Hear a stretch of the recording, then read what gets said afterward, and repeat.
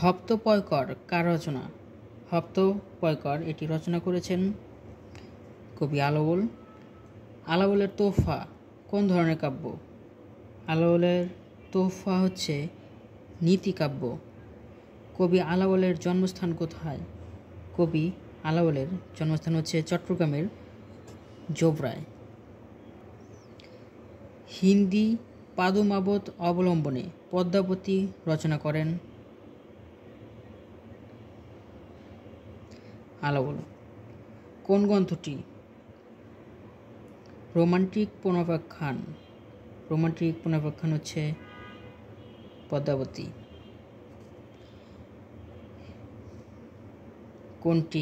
কোন গ্রন্থটি আলাওল রচিত? আলাওল রচিত গ্রন্থ হচ্ছে তোহফা। মহাকবি আলাওল কোন যুগের কবি? মহাকবি আলাওল হচ্ছে মধ্যযুগের কবি। মধ্যযুগের সবচেয়ে উল্লেখযোগ্য মুসলমান কবিকে? মধ্যযুগের সবচেয়ে উল্লেখযোগ্য মুসলমান কবি হচ্ছে আলাওল। কোন দুজন আরাকান রাজসভার কবি?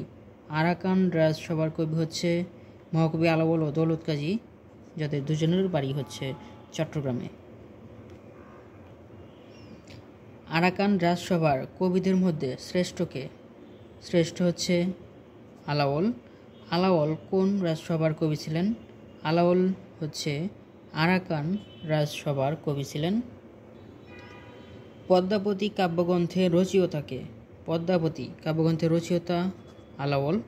কবি আলাওলের প্রথম রচনা হচ্ছে পদ্মাবতী। তাম্বুল রাতুল হইল অধর পরশে পঙ্কোক্তিটির রচয়িতা আলাওল।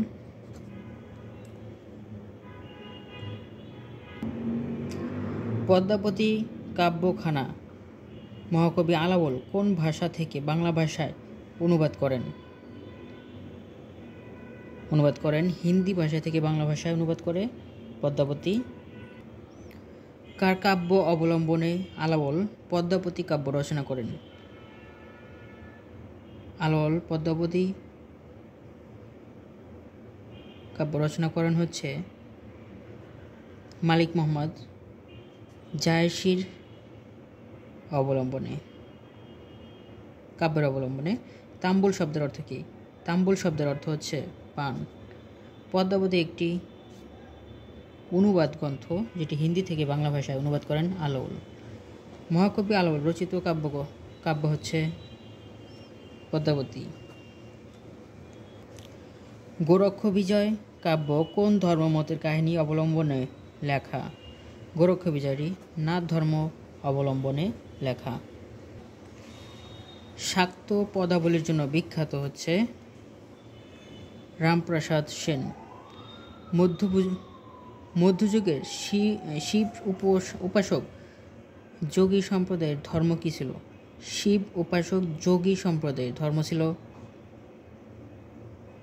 নাথ ধর্ম। নাথ সাহিত্যের প্রধান কবিকে? নাথ সাহিত্যের প্রধান কবি হচ্ছে শেখ ফয়জুল্লাহ। শেখ ফয়জুল্লাহ রচিত নাথ সাহিত্য গ্রন্থ কোনটি? শেখ ফয়জুল্লাহ রচিত নাথ সাহিত্য গ্রন্থ হচ্ছে গোরক্ষ বিজয়। নাথ সাহিত্যের প্রধান নিদর্শন কোনটি? প্রধান নিদর্শন হচ্ছে ময়নামতি ও গোপীচন্দ্রের আখ্যান। নাথ সাহিত্য সংগ্রহ ও সম্পাদনা করেছেন কে? আব্দুল করিম সাহিত্য বিশারদ। রংপুর থেকে মানিক রাজার গান কে সংগ্রহ করেছিলেন? George Grierson. নাথ গীতিকায় কাদের কাহিনী বর্ণিত হয়েছে? নাথ গীতিকায় কাদের কাহিনী বর্ণিত রয়েছে? রানী ময়নামতি ও তার পুত্র গোপীচন্দ্রের কাহিনী। গোপীচন্দ্রের সন্ন্যাস খ্যাত মধ্যযুগের কবি শুকুর মোহাম্মদের বাড়ি রাজশাহীর সিন্দুর কুসুম গ্রামে। গোপীচন্দ্রের সন্ন্যাস খ্যাত মধ্যযুগের কবি শুকুর মোহাম্মদের বাড়ি হচ্ছে রাজশাহীর সিন্দুর কুসুম গ্রামে। মর্শিয়া শব্দের অর্থ কী? মর্শিয়া শব্দের অর্থ হচ্ছে শোক বা আহাজারি। মর্শিয়া সাহিত্যের আদিকবিকে? আদিকবি হচ্ছে শেখ ফয়জুল্লাহ। জয়নবের চৌতিশা কে রচনা করেন? জয়নবের চৌতিশাটি রচনা করেন শেখ ফয়জুল্লাহ। জঙ্গনামা কাব্যের বিষয় কি? জঙ্গনামা কাব্যের বিষয় হচ্ছে যুদ্ধ, যুদ্ধ বিগ্রহ। মর্শিয়া শব্দের উৎপত্তি কোন ভাষা থেকে? মর্শিয়া এই শব্দটির উৎপত্তি আরবি ভাষা থেকে। অ্যান্টনি ফিরিঙ্গি কি জাতীয় সাহিত্যের রচয়িতা? কবিগান। কবিগানের প্রথম কবি গোজলাপুট। সঠিক বানান গোজলাগুই হবে। কবিওয়ালা ও সাহেবের উদ্ভব ঘটে কখন? 18 শতকের শেষার্ধে ও 19 শতকের প্রথমার্ধে কবিওয়ালাদের উদ্ভব ঘটে। দোভাষী পুঁথি বলতে বোঝায় কয়েকটি ভাষার শব্দের ব্যবহার করে মিশ্রিত ভাষার রচিত পুঁথি। আমির হামজা কাব্যগ্রন্থ রচনা করেন ফকির গরিবুল্লাহ। কবিগান রচয়িতা এবং গায়ক হিসেবে এরা উভয়ই পরিচিত। তারা হচ্ছেন অ্যান্টনি ফিরিঙ্গি ও রামপ্রসাদ রায়। বটতলার পুঁথি বলতে বোঝায় দোভাষী বাংলায় রচিত পুঁথি সাহিত্য। পুঁথি সাহিত্যের প্রাচীনতম লেখককে? পুঁথি সাহিত্যের প্রাচীনতম লেখক ফকির গরিবুল্লাহ, আনুমানিক 1680 থেকে 1770। অপশনগুলোর মধ্যে সৈয়দ হামজা 1733 থেকে 1808। পুঁথি সাহিত্যের প্রথম সার্থক ও জনপ্রিয় কবিকে? প্রথম সার্থক ও জনপ্রিয় কবি ফকির গরিবুল্লাহ। জঙ্গনামা কাব্যের বিষয় কি? জঙ্গনামা কাব্যের বিষয় হচ্ছে যুদ্ধ বিগ্রহ। কোন ধরনের কাব্যকে জঙ্গনামা বলা হয়? যুদ্ধ বিগ্রহকে। দোভাষী পুঁথির উল্লেখযোগ্য কবি হচ্ছেন সৈয়দ হামজা। দোভাষী পুঁথির উল্লেখযোগ্য কবি হচ্ছেন সৈয়দ হামজা। সোনাভান কাব্যগ্রন্থটির রচয়িতাকে? সোনাভান কাব্যগ্রন্থটির রচয়িতা হচ্ছে শাহ মোহাম্মদ গরিবুল্লাহ। পুঁথি সাহিত্য বলতে বোঝায় ইসলামী চেতনা বিষয়ক পুঁথি সাহিত্য। টপ্পা কি? টপ্পা হচ্ছে এক ধরনের গান। নানান দেশের নানান ভাষা বিনে স্বদেশী ভাষা পুরে কি আশা? পঙ্কোক্তিটির রচয়িতা রামনিধি গুপ্ত। কবিগানের রচয়িতা ছিল নিম্ন বর্ণের হিন্দু। পাঁচালিকার হিসেবে সর্বাধিক খ্যাতি কার ছিল? দাশরথী রায়ের। মধ্যযুগের বাংলা সাহিত্য থেকে আমরা একটা ভিডিওতেই সম্পূর্ণ শেষ করে দিব, তাই এই ভিডিওটি বারবার দেখতে থাকুন। ইনশাআল্লাহ মধ্যযুগের বাংলা সাহিত্য থেকে আপনারা 100% কমন পাবেন। চ্যানেলটি সাবস্ক্রাইব করে সাথে থাকবেন। ভিডিওটি ভালো লাগলে অবশ্যই একটি লাইক কমেন্ট দেবেন। আর ফেসবুক থেকে যদি দেখে থাকেন তাহলে ফেসবুক পেজটি ফলো দিয়ে সাথে থাকুন। পূর্ববঙ্গ গীতিকার লোকপালাসমূহের সংগ্রাহককে? লোকপালাসমূহের সংগ্রাহক ছিলেন চন্দ্রকুমার দে। ঠাকুরমার ঝুলি কি জাতীয় রচনা সংকলন? ঠাকুরমার ঝুলি হচ্ছে রূপকথা জাতীয় সংকলন। লোক সাহিত্য কাকে বলে? লোক সাহিত্য হচ্ছে লোকের মুখে মুখে প্রচলিত কাহিনী, ছড়া, গান ইত্যাদিকে লোক সাহিত্য বলে। ময়মনসিংহ গীতিকার মহুয়া পালার রচয়িতাকে? মহুয়া পালার রচয়িতা দিস কানাই। বাল্লাদ কি? বাল্লাদ হচ্ছে গীতিকা।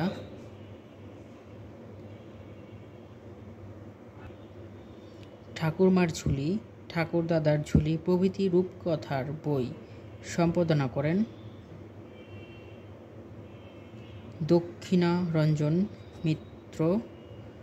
দেওয়ানা মদিনার রচয়িতাকে মনসুর বয়াতি। নদের চাঁদ কোন পালাগানের চরিত্র? নদের চাঁদ হচ্ছে মহুয়া পালাগানের চরিত্র। হারমোনি কি বা এর সংকলক কে? হারমোনি হচ্ছে প্রাচীন লোকগীতি, এর সংকলক মোহাম্মদ মনসুর উদ্দিন।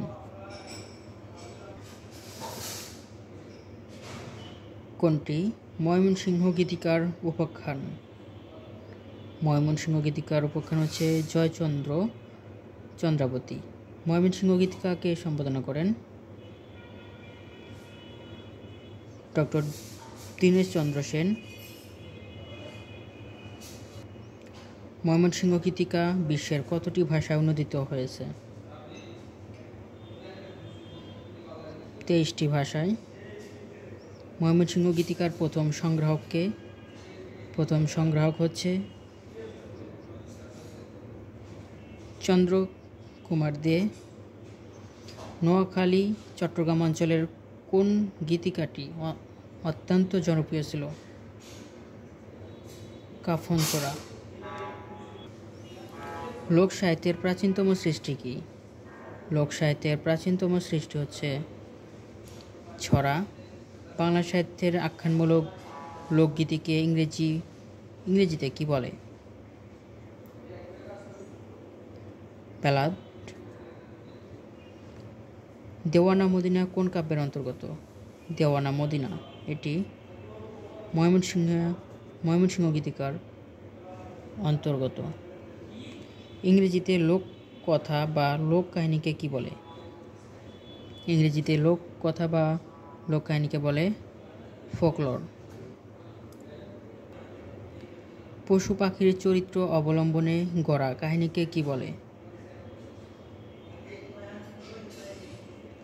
উপকথা।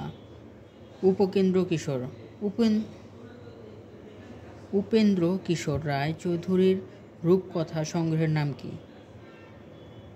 তার সংগ্রহ করা রূপকথা হচ্ছে টোনাটনির বই নামে পরিচিত। দেওয়ানা মদিনার প্রধান পুরুষ চরিত্র কোনটি? দেওয়ানা মদিনার পুরুষ চরিত্র হচ্ছে দুলাল। ময়মনসিংহ গীতিকা এবং পূর্ববঙ্গ গীতিকা প্রকাশ করেছে কলকাতা বিশ্ববিদ্যালয়। যদি থাকে বন্ধুর মন গাং পার হইতে কতক্ষণ এটি কোন প্রকারের লোকসাহিত্য? এটি প্রবাদ। তরজা হল কবিগান জাতীয় লোক সঙ্গীত।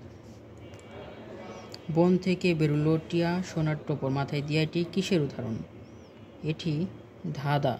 ছোটবেলায় আমরা এগুলা ধাঁধা ধরতাম। মধ্যযুগের অনুবাদ সাহিত্য রচনায় কোন মুসলিম শাসকের গুরুত্বপূর্ণ ভূমিকা রয়েছে? আলাউদ্দিন হোসেন শাহের। মধ্যযুগে বাংলা সাহিত্যের পৃষ্ঠপোষকতায় অগ্রণী ভূমিকা পালন করেন পাঠান শাসকবর্গ। বাংলা সাহিত্যের পৃষ্ঠপোষকতার জন্য বিখ্যাত শাসককে? আলাউদ্দিন হোসেন শাহ। আলাউদ্দিন হোসেন শাহ বাংলা সাহিত্যে কি কারণে খ্যাতি অর্জন করেন?